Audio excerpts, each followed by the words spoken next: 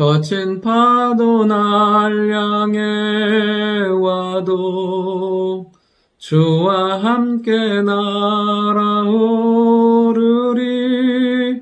폭풍 가운데 나의 영혼 잠잠하게 주를 보리라. 아멘.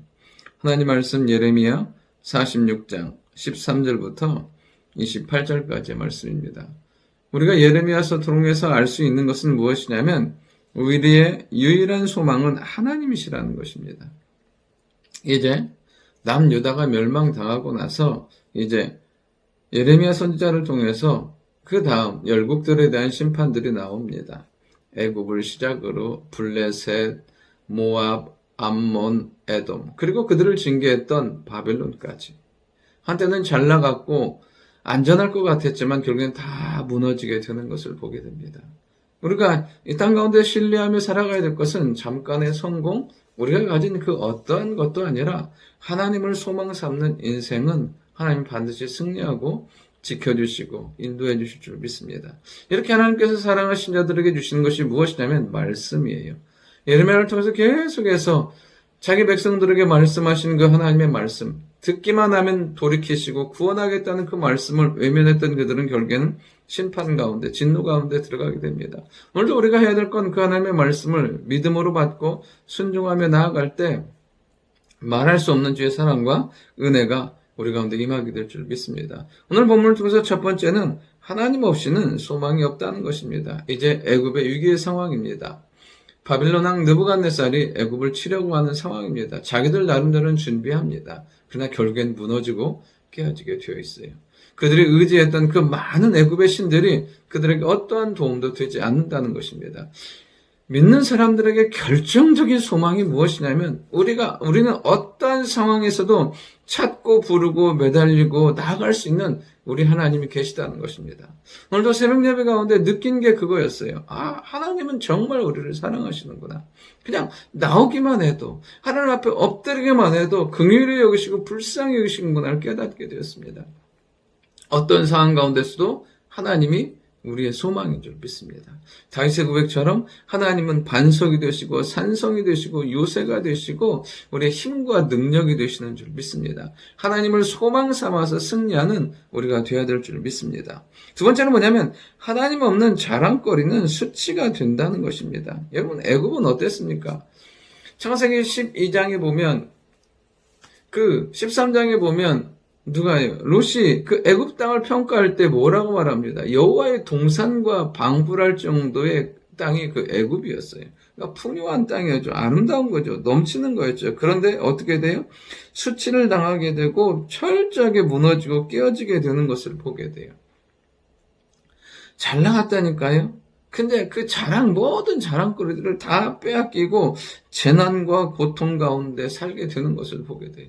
우리도 마찬가지인 거죠. 하나님 없는 자랑거리, 하나님 없이 뭔가가 이루어졌다면 그거는 우리가 경계해야 될 거예요. 하나님 주신 것이 아니라면 반드시 그것은 재앙이 될 수밖에 없다는 거예요. 우리의 인생과 삶 가운데 여러분 세상의 것을 자랑거리 삼지 않았으면 좋겠어요. 세상의 그 어떠한 것이든지 사실은 영원한 게 아니거든요. 그 가치와 기준은 반드시 바뀌게 되고 무너지게 되어 있다는 거예요.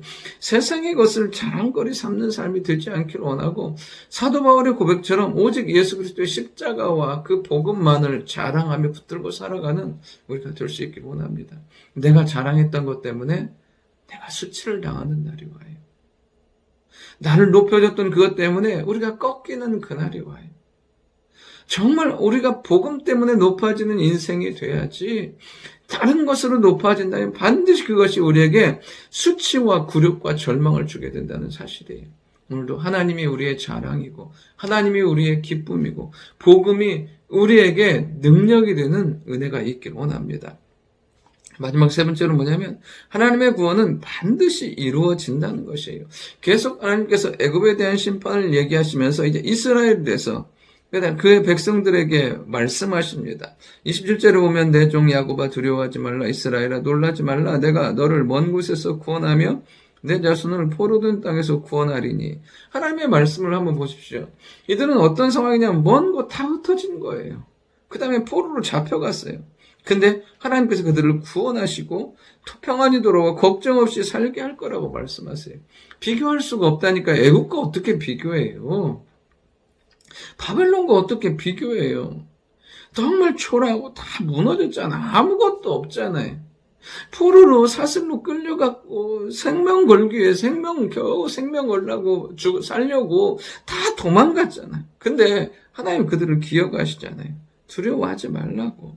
돌아오고 구원하게 하겠다고요. 하나님께서 내 백성을 두려워하지 아니하고 그 모든 환경 가운데서도 인도해 내시겠다고요. 그러면서 내가 너를 흩었던 그 나라들을 다 멸해버리겠다고요. 너희를 압제했던 그들이 결국에는 다 우상숭배 하나님 앞에 범죄한 거잖아요. 사실은 죄 때문에 맞은 거고 죄 때문에 흩어진 거잖아요. 근데 하나님이 그들을 다시 돌아오게 하실 뿐 아니라 그 나라를 징계했던 애국, 바벨론, 조롱했던 그 모든 나라들을 다 어떻게 멸해버리겠다는 거예요. 징계하겠다는 거예요. 그러나 너만은 사라지지 않겠다. 비록 네가 허물과 죄가 있지만 그것 때문에 네가 망하지 않겠다고 말씀하시는 거예요. 오늘도 우리에게 소망은 뭐냐면 하나님이에요. 판판이 깨지고 무너지고 아무것도 없는 것 같은 현실과 삶이라 할지라도 하나님이 건져내시고 도우시고 다시 회복의 은혜를 주셔서 하나님 영광 가운데 살게 만들어 주실 줄 믿습니다. 우리를 수치스럽게 했던 것, 우리를 굴욕하게 했던 그 세상의 물질과 사람과 그 모든 것들은 하나님께서 멸하시고 오직 우리를 건져내시고 구원하셔서 하나님의 영광의 자녀로 살게 만들어 주실 줄 믿습니다. 오늘도 우리에게 하나님이 소망이고 하나님이 구원이십니다. 좋으신 아버지 하나님, 오직 하나님만이 우리의 소망임을 믿습니다. 우리가 하나님 없이 살아가지 않게 하시고 하나님 없이 뭔가를 의지하고 자랑하지 않게 하옵소서. 오직 하나님만을 높이며 살아가는 저희들 되게 하시고 우리 어떤 상황이라도 구원하시고 건져내시고 회복케 하시는 말할 수 없는 사랑과 은혜가 우리 모두에게 넘치게 도와주옵소서. 주여 우리를 불쌍히 여기시고 은혜 베풀어 주옵소서. 예수님의 이름으로 기도드립니다. 아멘.